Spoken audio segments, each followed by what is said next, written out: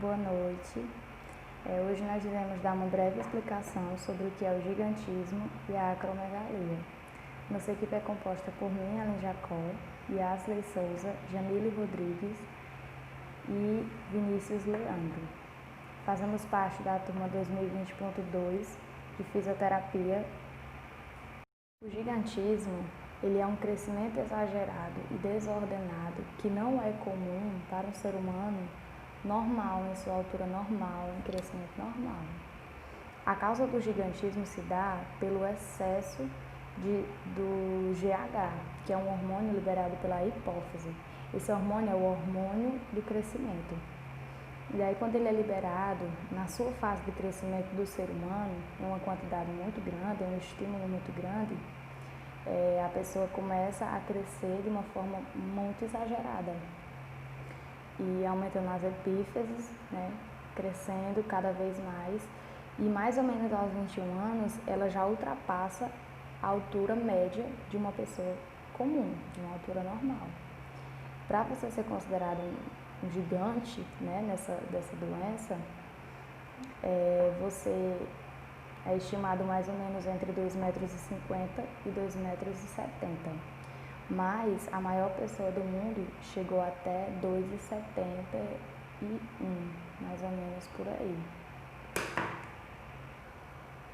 Já a acromegalia, ela tem uma pequena diferença, porque diferente do gigantismo, em que a pessoa cresce na sua fase de crescimento, a acromegalia é depois que a pessoa já está na sua fase adulta, já teve o seu crescimento normal, e o hormônio do crescimento, o GH, ele ainda continua sendo estimulado de uma forma exagerada.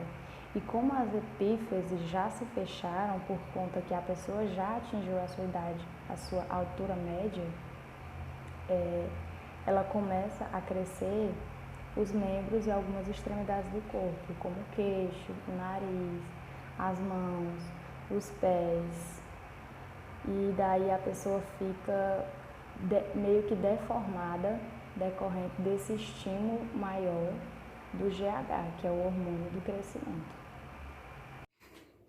Eu vou dar início à apresentação dos sinais e sintomas do gigantismo e da acromegalia. Bom, essas são duas condições que ocorrem devido à hipersecreção do hormônio GH, que é o hormônio do crescimento.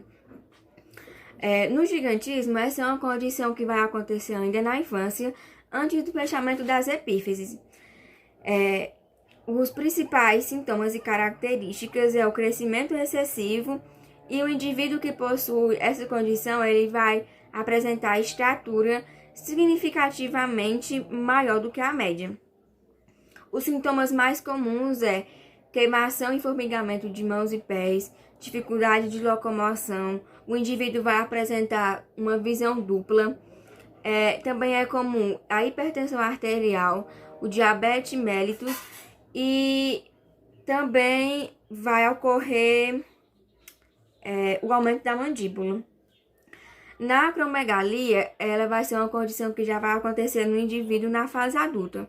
Como já acontece depois do crescimento, da fase de crescimento, o indivíduo não vai apresentar uma estatura significativamente alta, mas sim ele vai apresentar o aumento de algumas estruturas, como por exemplo, aumento das mãos e pés, aumento do queixo, da testa, orelha, boca, entre outros. E os sintomas mais comuns da acromegalia é o suor excessivo, a hipertensão arterial, diabetes mellitus, apneia do sono e insuficiência cardíaca, além de outros sintomas também. Boa noite, eu fiquei com a parte de tratamentos.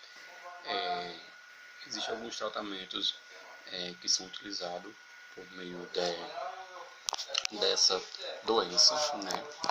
Que essa doença é provocada por excesso de produção do hormônio, né? No crescimento do GH.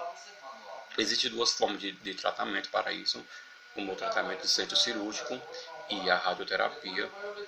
No centro cirúrgico é utilizado quando os adenomas medem menos de 1 centímetro. O índice de cura é de 80% a 90%. Quando medem mais, esse índice cai para menos de 50%. Se os níveis de hormônios não voltarem ao normal depois da cirurgia, é necessário manter o tratamento complementar com medicamentos.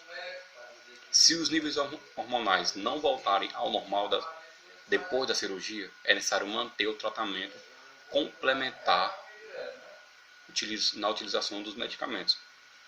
Existem algumas lesões irreversíveis no tecido hipofisiário que pode exigir reposição hormonal por toda a vida. Na radioterapia também.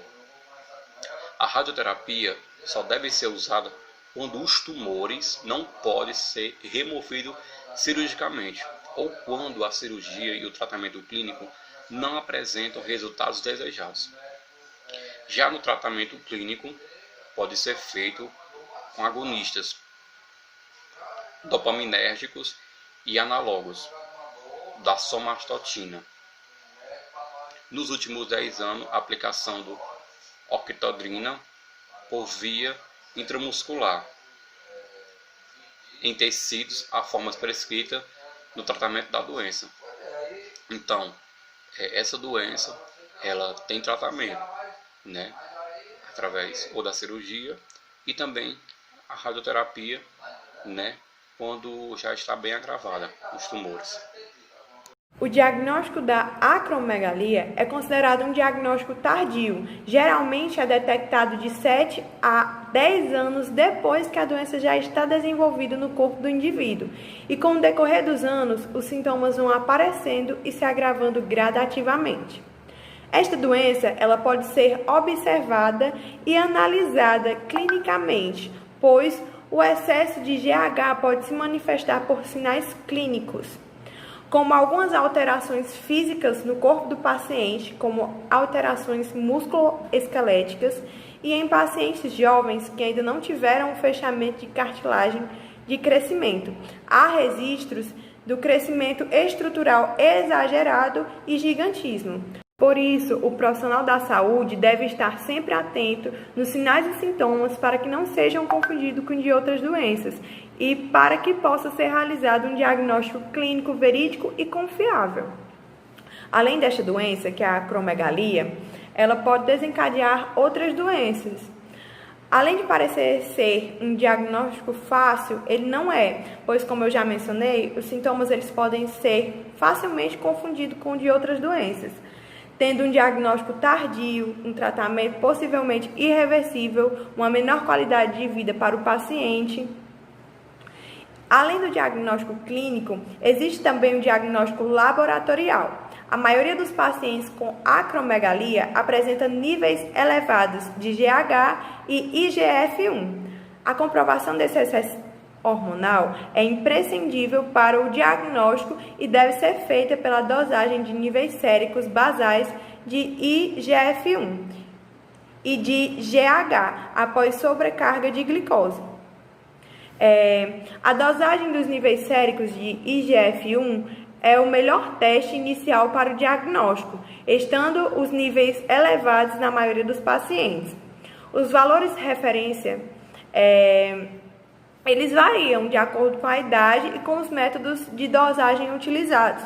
E, por final, existe também um diagnóstico por exame de imagem. Os exames de imagem ele permitem determinar a origem do excesso de GH. Como a principal causa de acromegalia é um tumor hipofisário que produz o GH em excesso, todos os pacientes devem ser submetidos a uma ressonância magnética de célula túrcica. E os pacientes que tiverem contraindicação a esse exame devem realizar a tomografia computadorizada de célula túrcica. Então, o diagnóstico e os métodos de diagnóstico do gigantismo, ele irá se assemelhar ao da acromegalia, porque antes do fechamento das epífises, o resultado é o gigantismo. Mais tarde, o resultado é a acromegalia, que produz características faciais e outras distintas. O diagnóstico ele é clínico por meio de radiografias de crânio, de mão e medidas de concentração de GH. Então, o paciente ele é exposto a uma certa quantidade desse hormônio, que é o hormônio do crescimento, e ali vai ser, e também de glicose, pode ser realizado e ali vai ser observado como o corpo dele irá reagir e se assemelhar das características de um indivíduo normal. Assim, irá ser constatado se sim ou não, se o paciente possui essas doenças. O gigantismo, ele é caracterizado por uma pessoa ter um porte maior do que o normal.